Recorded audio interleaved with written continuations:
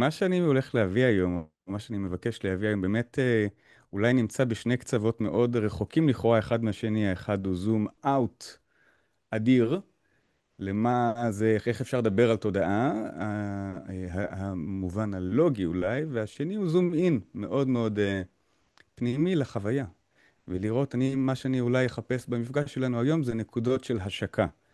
בין הזום אאוט הזה לזום אין מאוד הזה. אז אני חושב שאולי נתחיל באיזשהו דיסקליימר קטן, במובן הזה שכשניגשים לדבר על תודעה, יש איזושהי אולי אינטואיציה לגבי מה זה, אבל אנחנו יכולים לראות, אם אנחנו קצת נכנסים לתחום הזה, שאין הסכמה גורפת על המונח הזה בכלל.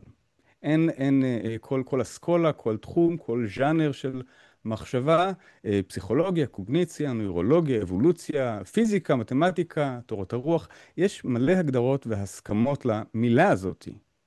אין דרך אחת לדבר על זה, אוקיי? על הדבר הזה שנקרא תודעה, ולכן יש כאן איזשהו מסגור ודיסקליימר שלא תמיד יש עוד היכן לחפש מה הדבר הזה שנקרא תודעה אומר עבורנו ואולי מחוץ לנו.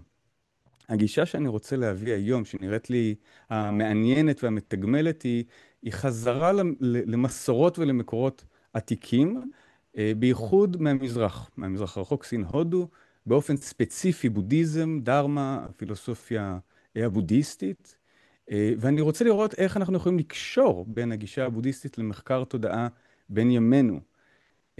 אז בואו נעשה עוד איזושהי קפיצה ונשוב לבודהיזם ולמדיטציה ממש עוד רגע.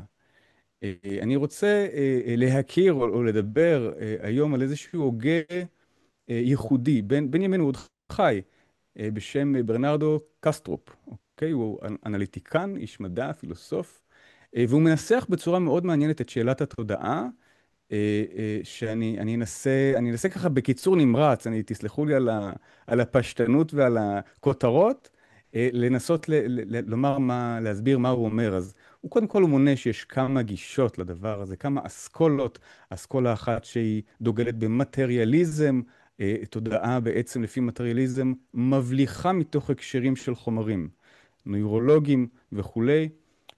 זה איזושהי גישה. גישה נוספת שהוא מונה, הוא פוסל גם אותו, הוא מסביר לנו כיצד הן לא עובדות. גישה נוספת היא פן-פסיכיזם. פן-פסיכיזם זה גישה מאוד פופולרית היום, שגורסת שהתודעה היא בעצם איזושהי איכות של חומר, איכות מהותית לחומר עצמו. כלומר, לפי הגישה הזאת, הכל מכיל תודעה, הכל בעל תודעה, בין אם זה חי או צומח, בין אם זה חלקיק, בין אם זה גוף שמימי, כן?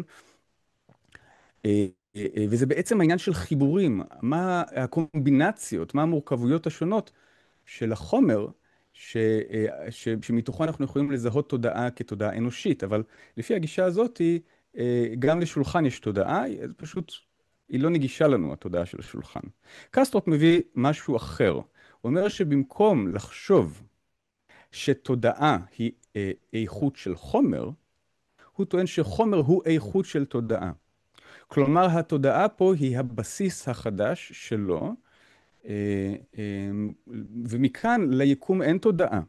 היקום הוא בתוך תודעה, אוקיי? דימוי שהוא משתמש בו, ואני חושב שהוא מעניין, זה דימוי האגם. בתוך אגם אנחנו יכולים לראות מופעים של מערבולות, גלים, אדוות, קצף, בועות, כל הדברים האלה הם מופעים של האגם, הם לא נפרדים לאגם, אוקיי? ואנחנו אותו דבר, אנחנו מופעים של הדבר הזה, של התודעה. מה שמפריד בינינו לבין הראייה של הדברים כפי שהם, זה איזשהו גבול מנטלי, אוקיי? עצמי מסוים. זו הסיבה שאני לא יכול לגשת לתודעות שלכם, ואתם לא יכולים לגשת לתודעה שלי. אני לא יכול להרגיש אם מישהו מלטף חתול, כי יש בינינו גבול. אני לא יכול להרגיש את זה בגופי. בואו ניגע ממש בפינצטה בבודהיזם, במושג שנקרא אנטה. המושג אנטה משמעותו אין עצמי. זה מושג מאוד מעניין שאני לא יכול לפתוח אותו כרגע, אבל בקיצור נמרץ, זה אומר שאין לנו קיום עצמי משל עצמנו, כולנו התהוות אחת תלויה ומותנית. יש כל מיני תרגולים שמאפשרים לנו גישה לדבר הזה, אבל אחד הכלים, טכניקות או רעיונות שנמצאים בבסיס של אנטה, הוא הרעיון של מיסוס הגבולות. תראו איך זה מתחבר לקסטרופ. דרך מיסוס גבולות של העצמי, כן, ממש, דרך חוויה אישית. ככה אנחנו יכולים לראות את טבע הדברים, לראות את הדברים כשלעצמם, הדרמה, כן? או התודעה כשלעצמה. ולפי הגישה הזאת זה גם מאפשר לנו שחרור גדול יותר, מה שניתן לכנות התעוררות או הערה, והדרך שלנו להגיע לשם היא כמובן תרגול מיומן וארוך, זה לא איזשהו משהו כזה, אבל אם תרצו בבית או מה בתרגול, נסו לראות איך התרגול שלכם יכול לעבוד דרך הפרספקטיבה של אין אני. זו שאלה פתוחה, אני מזמין אתכם לנסות. תודה רבה. תודה רבה, פלג. מעניין, מרתק. כל הנושא הזה של תודעה כמובן מאוד מאוד מעניין. אז תודה רבה לניר, תמר ופלג על הרצאות מרתקות.